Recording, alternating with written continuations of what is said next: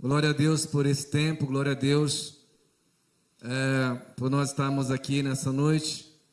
Eu sou muito grato ao pastor Cássio pelo convite que ele me fez de estar aqui e toda a sua equipe maravilhosa. Muito obrigado mesmo de coração. Meu nome é Márcio, sou pastor da Igreja Missionária Unida lá da Via Norte. Agora é Save Church, nós mudamos o nome, reformamos tudo. Jogamos tudo para o chão, fizemos de novo, né? Para quem não me conhece, não está perdendo nada, viu, irmãos? Não precisa se preocupar com isso, né? Mas além de pastor, eu sou psicólogo clínico, sou especialista em neuropsicologia, formado pela PUC de Campinas. Além de clinicar, eu trabalho com pessoas neurotípicas, faço laudos, encaminho para neuros e para psiquiatras. E esse meu trabalho de psicólogo clínico e neuropsicólogo e neurocientista tem me levado a falar de Jesus para muitas pessoas. Então, muitos lugares que eu não entro como pastor, eu entro como psicólogo. E todo lugar que eu chego, eu falo de Jesus. E eu já vi muitos milagres lá no meu consultório, através, não só porque eu não posso falar de Jesus, mas eu oro pelos meus pacientes. Eu vejo o que Deus tem feito através deles, né? Pouco tempo, uma menina que tinha uma outra opção sexual, eu nunca falei de Bíblia para ela. Depois de quase um ano de terapia, ela falou que ela foi ao shopping center. Um rapaz olhou para ela e ela gostou. Então, eu vejo Deus me usando nesse sentido também. Estar aqui para mim é muito especial, porque eu me lembro quando eu tinha talvez 5 ou 6 anos de idade. A igreja de Ribeirão Preto veio aqui para ver esse terreno para comprar. Então eu lembro quando comprou o terreno, tinha uma cerca de arame farpado. Eu lembro que do lado tinha um rapaz que criava gado. Me lembro do meu pai trazendo pedreiras no caminhão dele para fazer a primeira igreja. Me lembro de ter trabalhado aqui. Me lembro da tenda. Tem alguém aqui tempo da tenda? Só eu, né? Misericórdia, tô velho. Verdade. Mas sou muito grato a essa igreja. Quero citar o pastor João Batista, que foi um grande amigo. Sem ele, a igreja de Jardinópolis não existiria e muita coisa não teria acontecido. Então, estar aqui para mim é motivo de muita alegria e muita emoção. Irmãos, o texto de hoje que eu quero ler, eu tenho um tempo, né, para falar e eu não quero estourar esse tempo, não costumo fazer isso. Está em João capítulo 18, versículo 6. Eu sempre trago uma Bíblia assim também comigo. Quando a tecnologia falha, aí a Bíblia não falha, né? Você vai lá, ela está lá, né? Mas o tema da minha mensagem hoje é a orelha que fala. E o tema é um tema parece estranho para você, né? Mas a boca, os olhos, o ouvido são percepções, são estímulos que formam a nossa percepção, né? Então, essa orelha nunca falou tanto comigo e eu queria repartir isso com vocês. Todos acharam? Tá no telão? Quando, pois, Jesus lhes disse, sou eu, recuaram e caíram por terra. Jesus de novo lhes perguntou, a quem buscais? Responderam, a Jesus, o Nazareno. Então lhes disse Jesus, já vos declarei que sou eu. Se a mim, pois, que buscais, deixai ir estes. Para se cumprir a palavra que dissera, não perdi nenhum dos que me deste. Então Simão Pedro puxou a espada que trazia e feriu o servo do sumo sacerdote, cortando-lhe a orelha direita. E o nome do servo era Malco. Mas Jesus disse a Pedro, mete a espada na bainha. Não beberei porventura o cálice que o Pai me deu? Assim a escolta e o comandante e os guardas dos judeus prenderam Jesus e manietaram-no, amarraram Jesus. Grandioso Deus e Pai, mais uma vez nós nos colocamos diante do Senhor, agradecendo ao Senhor por esse tempo tão precioso de louvor, que a sua presença foi notória nesse lugar. Dá-nos também a tua palavra, nós queremos receber a tua palavra em nome de Jesus, amém. Irmãos, quem era Malco? Eu já ouvi muitos pastores dizendo que Malco era da guarda. Malco não era da guarda. Malco era um discípulo do sacerdote, ele queria ser sacerdote. E todo discípulo de sacerdote começa servindo, então ele era servo do sacerdote. E para chegar até onde Malco chegou, para sair assim com seu discipulador, levava muitos e muitos anos. Então Malco foi preparado pela família para ser sacerdote. E a família investiu muito nele, muito. Para ser sacerdote, precisava ir para o templo muito cedo. Aos 7 anos de idade, já tinha que ter decorado o Pentateuco. E jejuava todos os sábados. E Malco fez todo esse ritual. E a família investiu muito nele, para que ele chegasse até esse momento. Certo dia, o sacerdote sai com outros sacerdotes para prender Jesus.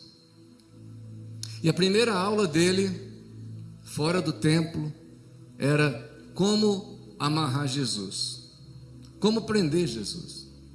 E ele sai todo entusiasmado, ele sobe no monte, e o sacerdote estava com uma escolta de polícia, e o sacerdote tentando achar Jesus, e Pedro sai da espada, e ele dá uma espadada. Ele queria matar o cara, sabe? Mas ele era pescador, não era espadachim, graças a Deus por isso, né? Então ele errou a cabeça do cara e cortou a orelha. Como eu posso entender que um discípulo de Jesus pode andar armado? Onde Pedro encontrou essa espada? Não tem um versículo na Bíblia que cita que um dos discípulos andava armado. Mas Pedro estava armado. E ele tirou uma espada. E ele usou a espada contra a vida de uma pessoa. Eu quero falar muitas coisas aqui, quero abrir várias janelas, mas quero falar sobre como consagrar a nossa vida para ter um ano 2026 consagrado na presença do Senhor. Deus não precisa das nossas armas pessoais para fazer o que Ele tem que fazer. Nós não vamos cumprir o plano de Deus usando as nossas armas. Quantos de nós temos armas secretas que ninguém sabe que nós temos?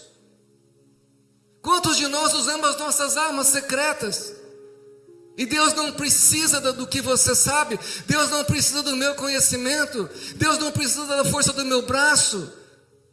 Deus não precisa do meu treino. Deus não precisa de nada disso. Deus só precisa que eu entre no propósito dEle e que eu obedeça a Deus. Que surpresa para Jesus ver Pedro sacar a espada e cortar a orelha. Quem mandou Pedro fazer isso? Sabe, irmãos, por que às vezes nós erramos o nosso destino? Sabe por que nós erramos o nosso propósito? Porque nós queremos agir segundo a nossa sabedoria. Tentamos ajudar Deus. Você não vai ajudar Deus com as armas que você tem. Você não vai ajudar Deus com o conhecimento que você tem. Eu não consigo ajudar Deus com o conhecimento que eu tenho. E eu tenho muito conhecimento. Então o que Jesus fala para Pedro, fala: Pedro, guarda essa espada. Se nós queremos um ano abençoado, nós precisamos entender uma coisa: nós precisamos nos desarmar. Já viu como nós somos armados? Para tudo a gente já tem uma narrativa pronta. Eu sou pastor há 40 anos. Quando o irmão vem andando, eu já sei o que eu vou responder, não é assim? A gente tem tanta arma que a gente não precisa usar. A gente tem tanta coisa. O irmão começa a falar, a gente tem que orar mais, irmão. Você tem que ler mais a Bíblia. Porque nós temos um monte de armas que às vezes a gente nem espera ouvir o outro falar. Isso vai nos adoecendo, vai acumulando, vai psicossomatizando. Está todo mundo com burnout, está todo mundo com depressão, está todo mundo com um monte de coisa. Porque nós não gostamos de ouvir, nós não queremos ouvir. Sabe? E Jesus, Ele recrimina Pedro. Interessante que Jesus, Ele não dá uma palavra para Malco. Ele não fala: ô irmão, desculpa aí, meu Pedro acabou de perder a sogra, está nervoso. Não, Ele não falou nada com Malco.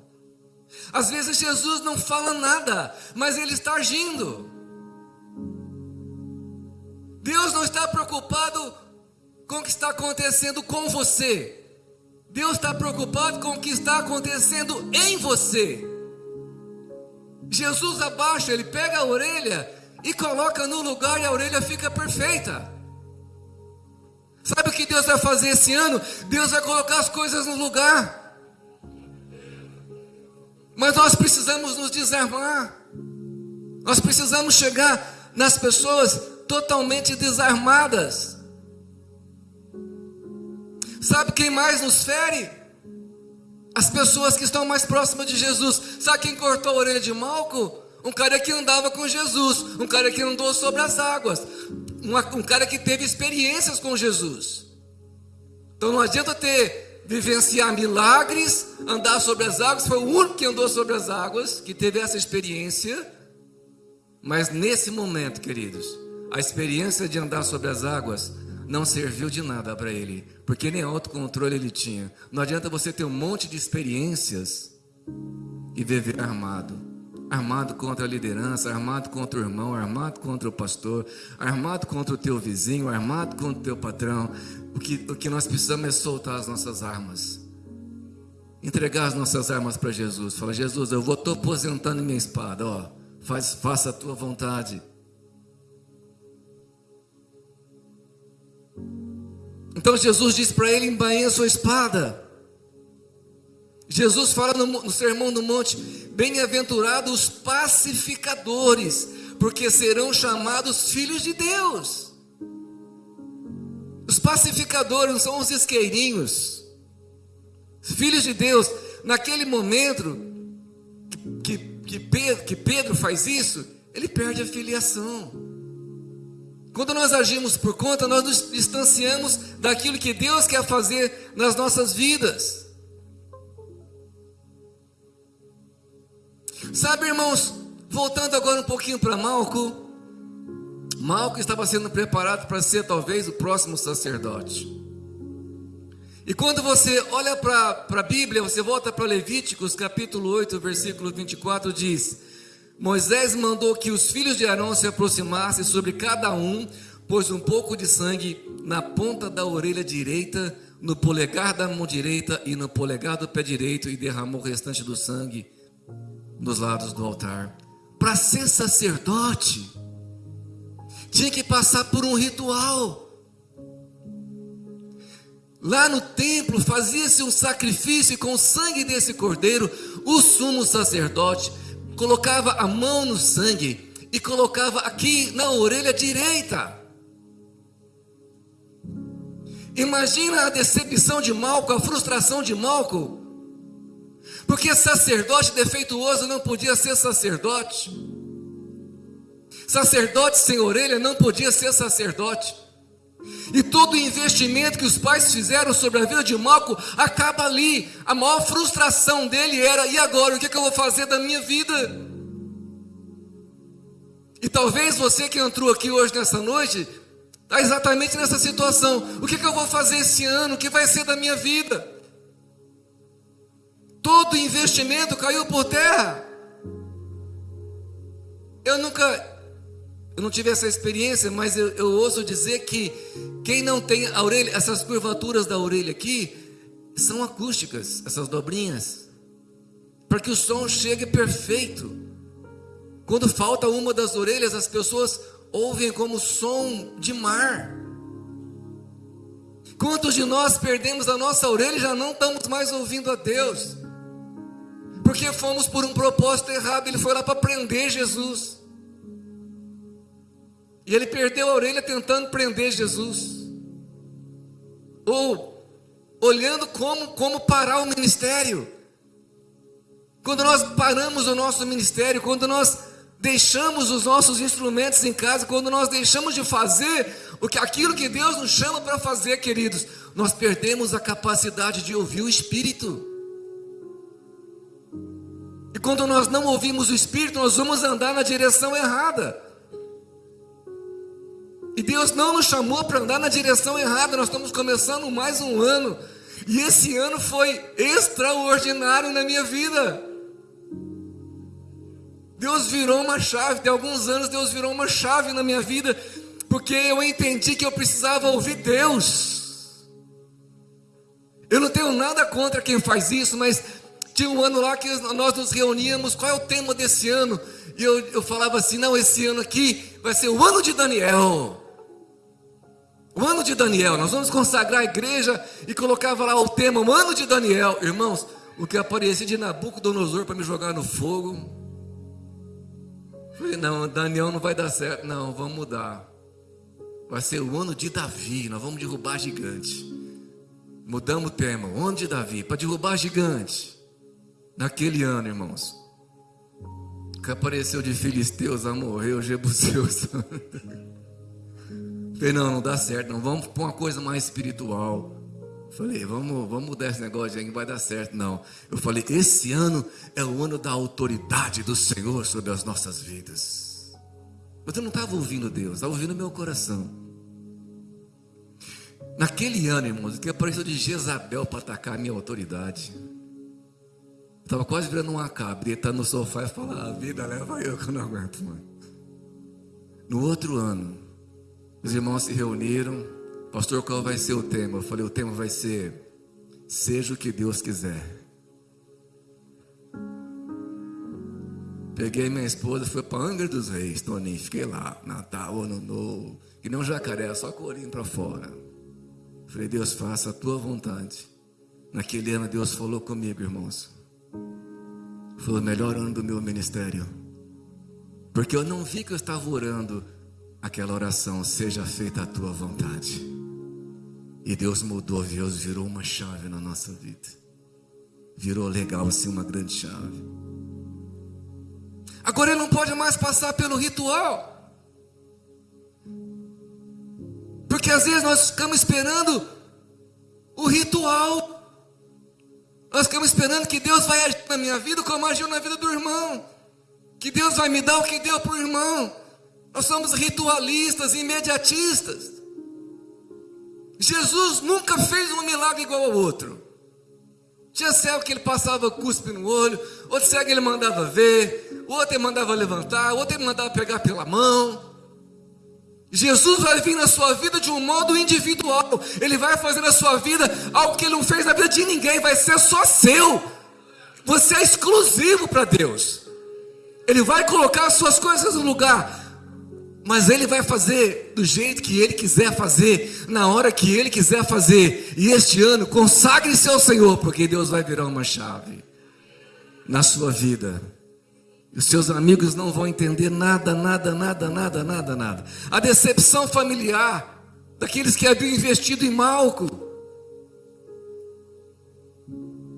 Agora Malco estava totalmente fora dos planos. Como um sacerdote ouve Deus sem orelha? Como que um sacerdote pode oficiar sem orelha?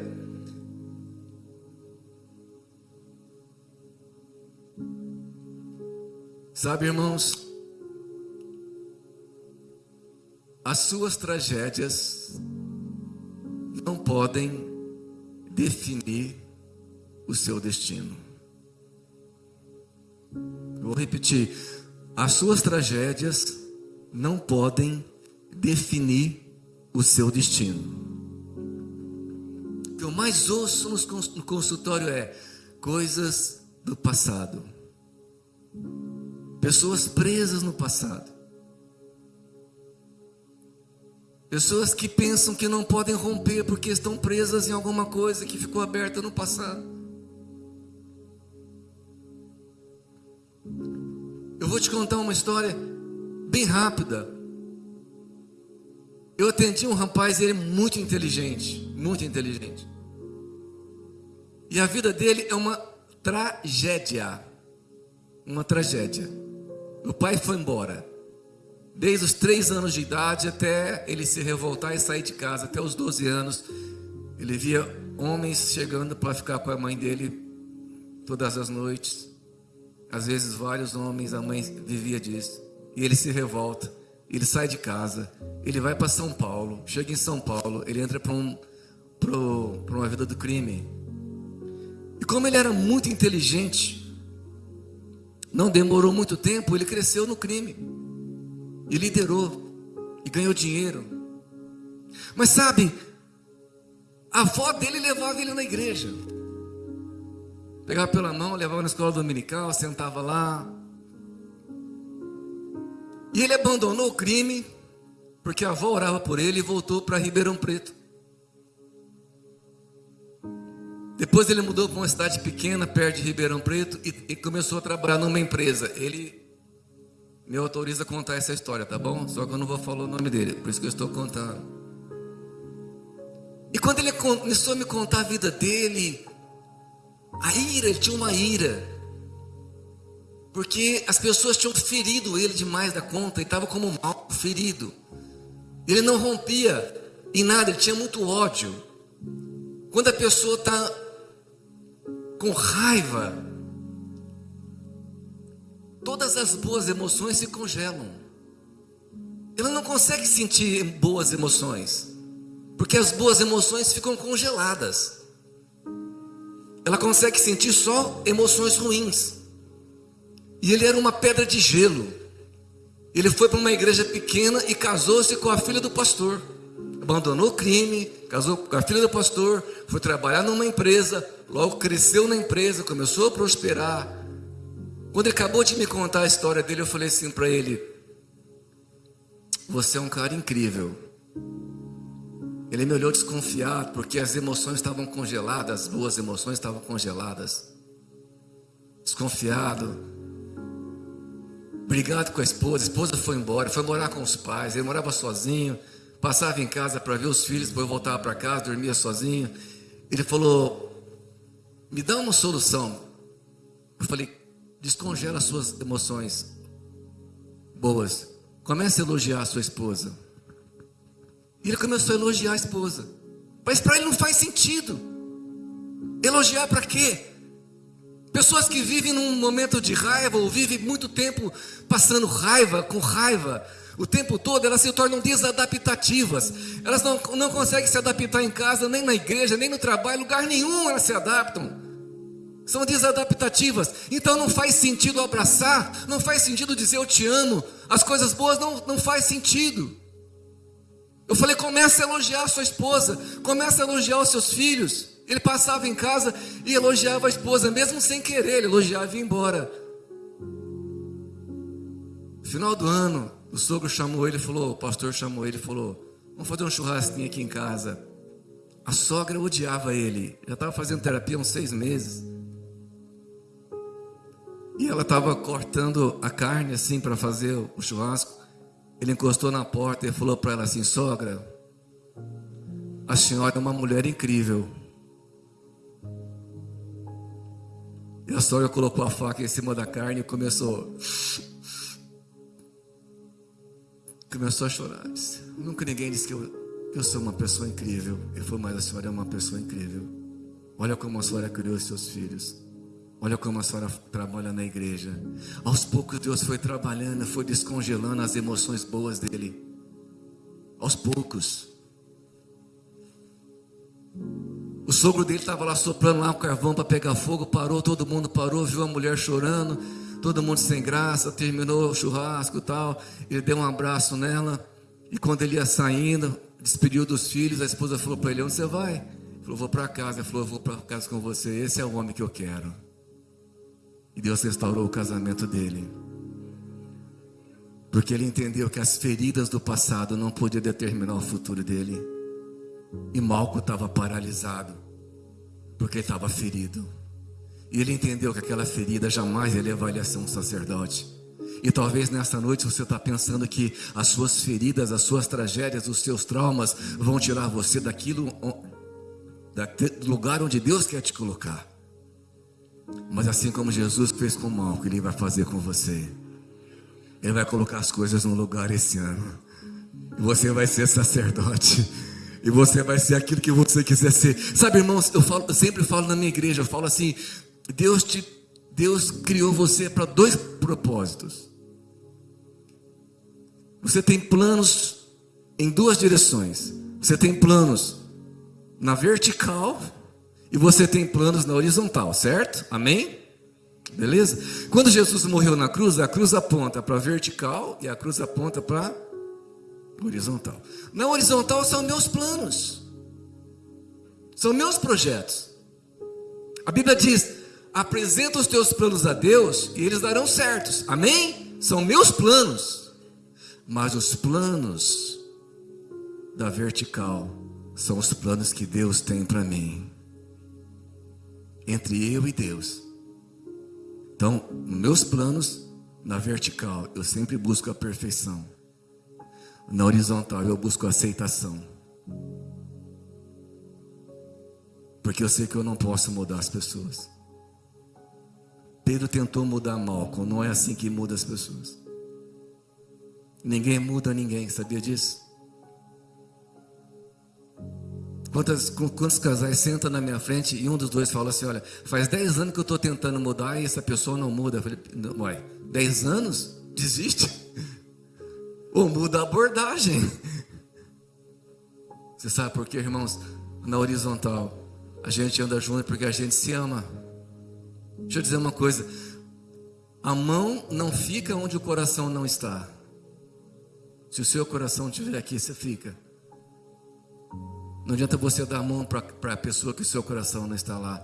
Não adianta você tentar mudar as pessoas na marra. Você não vai tentar mudar as pessoas. Quando você tenta mudar as pessoas na marra, você fere elas. Pedro queria mudar Malco, ou matar Malco, e ele machucou Malco. Quem machucou Malco foi uma pessoa que andava 3 anos com Jesus. Não tente mudar as pessoas. É papel do Espírito Santo. É Ele quem convence. É Ele quem convence. Não tenta controlar. Nós não fomos chamados para controlar. Você sabe por que muitos pastores adoecem? Porque tentam controlar. Porque acham que é dele. Sabe por que muitas pessoas adoecem? Porque tenta controlar. E para a psicologia, toda relação de controle e possessividade é uma relação doentia. O que a gente está vendo nessa geração? Uma geração que a maternidade não termina. O garoto está com 18, 19 anos e a mãe está lá perguntando para ele: o que você quer beber de mistura? Quer que a mamãe faz um ovo ou você não... Meu Deus!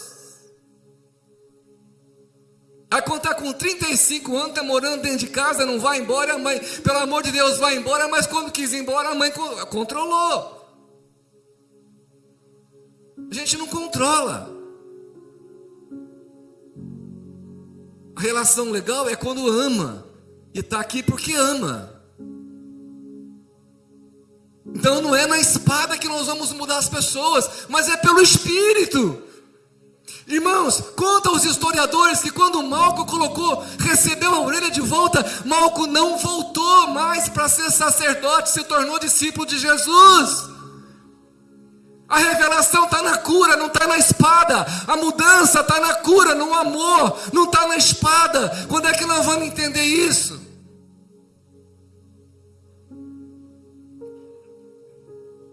Quando é que nós vamos entender que não é pela força do nosso braço e não é pela espada, nós só vamos machucar pessoas? A gente viajou, né? Fizemos uma viagem e tal. Eu sinto que eu tenho 6 pastores comigo. E eu sou o presidente do Distrito Leste. Sabe o que eles fizeram, irmãos? Eles desmancharam a igreja e fizeram outra em 1 mês. Para fazer uma surpresa para mim.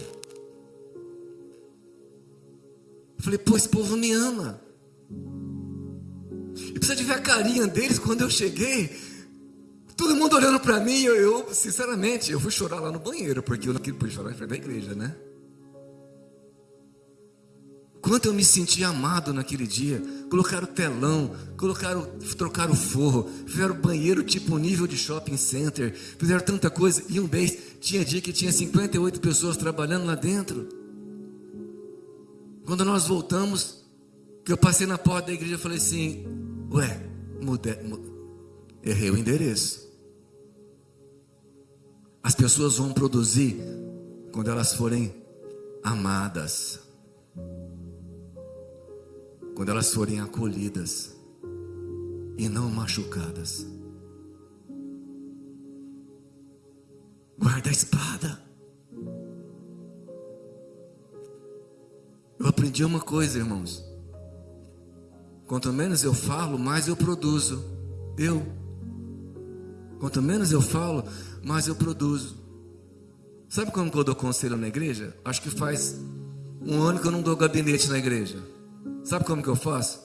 Tá errado, muda isso aqui, tá bom? Beleza? Depois a gente conversa. Acabou. Quanto mais eu falo, mais eu erro. Quantas pessoas eu tentei mudar na marra? Quantas pessoas eu peguei a espada e agora você vai ver, eu vou te cortar no meio. Quantas pessoas eu tentei mudar na força e não mudaram? Mas quando a gente abraça, quando a gente ama, quando a gente tem coragem de agachar no chão e pegar um problema e colocar de volta, o gesto de amor, como você fala, é isso que vai mudar as pessoas. Eu tenho tido cultos lotados, estacionamento não está dando conta, sabe por quê? Porque Deus virou uma chave. E sabe, Jesus, ele não perdeu nem Pedro e não perdeu Malco. Jesus conseguiu ganhar os dois para ele.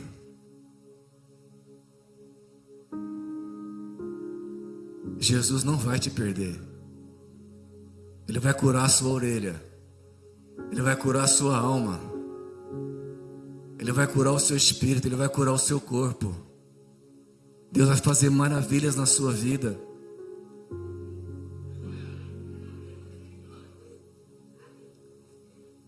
Irmãos, eu dou palestra em escolas, empresas, igrejas. Os quatro maiores congressos de Ribeirão Preto eu preguei. Mas eu fui pregar uma vez numa igreja e tinha um rapaz que sentava bem na frente. E quando eu falava alguma coisa, ele estava sentado, ele pulava assim dizendo: amém! E sentava. Eu falei, bom, deve ser bipolar, deve ser alguma coisa, não é possível, algum problema esse cara tem. Eu falava assim, então o Senhor virá sobre você, o Senhor vai mudar a tua vida. E ele, amém! Eu falei, nossa, deve escapar a segunda e a terceira, não é possível, esse cara não é normal. Bom, terminou o culto. Eu falei, pastor, quem é aquele moço ali? Ele falou assim, é o cara mais abençoado da igreja. Porque ele fica aqui na frente, deixa ninguém pegar a bênção, ele pula e pega para ele. A bênção não chega nos outros, porque ele é inteligente. Eu entendi que havia uma inteligência emocional muito grande ali, porque ele sabia falar amém, ele dizia, não vou concordar com o que você está falando comigo. Jesus colocou a orelha de Malco, consagrou Malco, não para ser um sacerdote, um fariseu, mas para ser um discípulo amado de Jesus.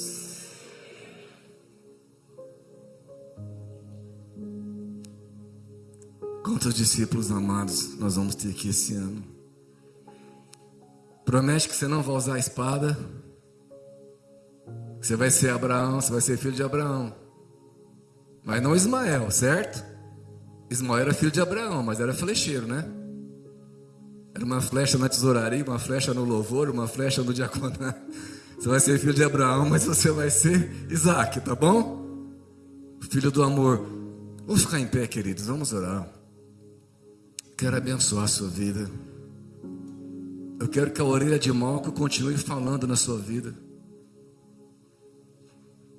Eu quero que essa orelha fale e continue falando na sua vida. Por muitos e muitos e muitos e muitos e muitos anos. Mas eu quero, sabe o que eu quero fazer agora rapidinho? Posso, pastor Cássio? Orar por cura? Eu quero orar por cura, irmãos. Eu quero orar por curas. Eu unjo o meu gabinete com óleo. Eu atendo padre, pai de santo, mãe de santo, pastor, filho de pastor, neto de pastor, médicos, atendo psiquiatras, atendo dentistas, atendo um monte de gente. E o problema é sempre o mesmo: falta de Jesus. Falta de Jesus. Então eu gostaria que você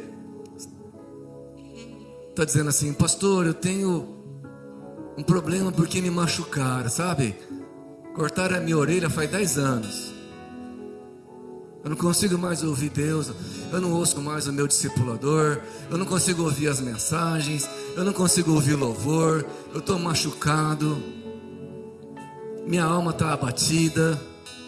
As minhas emoções boas estão todas congeladas. Eu não consigo sentir mais boas emoções. Eu só sinto emoções ruins, raiva, medo, angústia, tristeza. Só emoções ruins. Eu quero que você venha aqui para frente. Eu vou orar com você, porque eu creio que Deus me trouxe aqui com um propósito. Vem aqui, eu vou orar por você, para Deus curar você.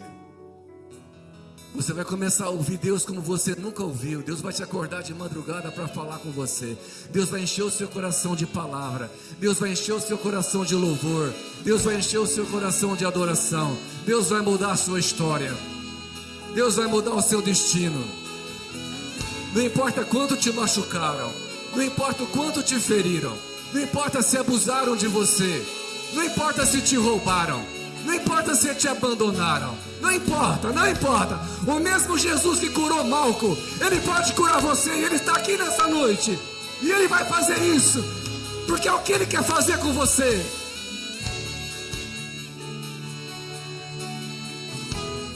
Jesus tem poder para curar você. Ele curou a minha vida. Ele curou todas as minhas feridas. Ele me restaurou. Ele me deu um novo nome. Ele devolveu o meu destino. Ele fez para mim. Ele fez para Malco. E Ele pode fazer para você.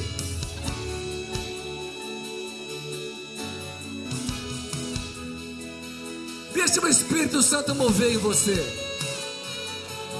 Deixa Deus tocar nas suas feridas emocionais. Nós vamos ouvir um cântico.